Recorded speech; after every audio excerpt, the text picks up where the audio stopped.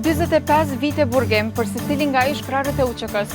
Kërkojmë dënimin prej 45 viteve. Hashim Thaçin, Kadri Veselin, Recep Selimin e Jakub Raciqin.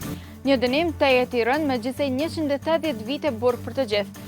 Kjo ishte kërkesa e prokurorisë në Hag pas 5 vitesh proces e hiç më pak se 3 vitesh para burgim, para nisjes së gjykimit. Pas kësaj kërkese nuk dihet ende se cili do t'jetë epilogu i një gjykimi të stërgjatur, jo rallëherë edhe duke shkelur të drejtat themelore që i garantohen me ligj çdo njeriu.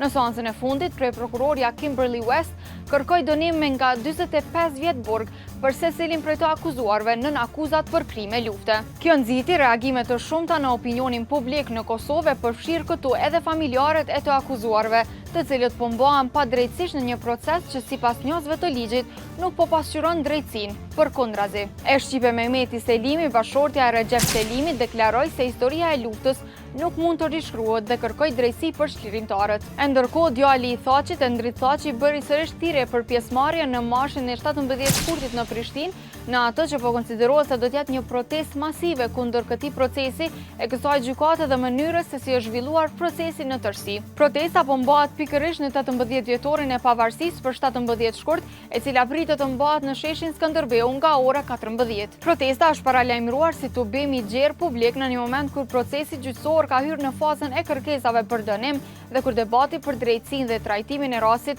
ka marrë intensitet në opinionin publik. Sa i përket kërkesës së prokurorisë për nga 45 vjet burg për secilin, ka reaguar edhe drejtori ekzekutiv i Institutit Kosovar për kërkime dhe zhvillim të politikave Lulzim Peci.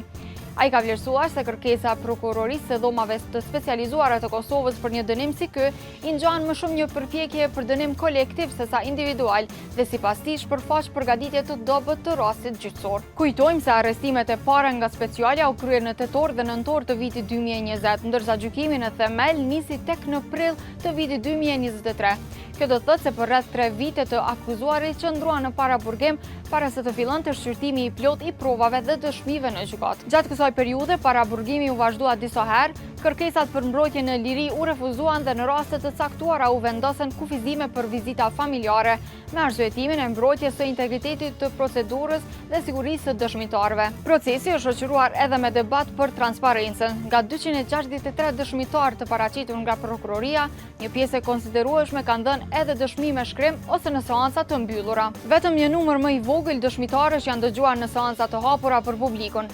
Kjo ka kufizuar mundësinë e qytetarëve për të ndjekur drejt për drejt përmbajtjen e provave dhe mënyrën e vlerësimit të tyre nga paneli gjykues. Mbrojtja ka kundërshtuar në mënyrë të përsëritur pranimin e disa dokumenteve si prova, duke theksuar mungesën e elementeve bazë identifikuese si autorësia, datat apo origjina e qartë e tyre. E këto kundërshtime janë bërë pjesë e parashtrisave zyrtare dhe debati procedural në sallën e gjyqit.